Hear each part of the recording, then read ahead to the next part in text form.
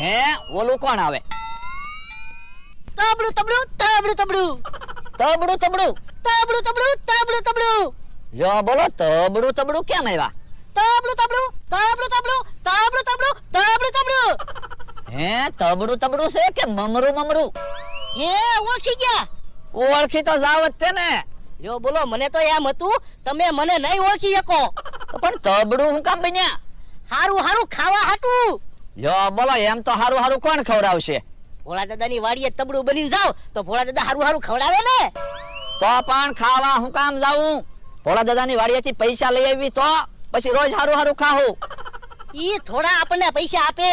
મને એક વિચાર આવ્યો, પણ થોડુંક રોકાણ કરવું પડે એમ છે. કેટલું? 5,000 રૂપિયા જોવે. 5,000 રૂપિયા હોય તો હું થોડો તબડું તબડું બનું, હારું હારું ખાવ નહીં. પણ 5,000 ના 25,000 આવે એમ છે. એમ તો કેમ 25,000 આવે?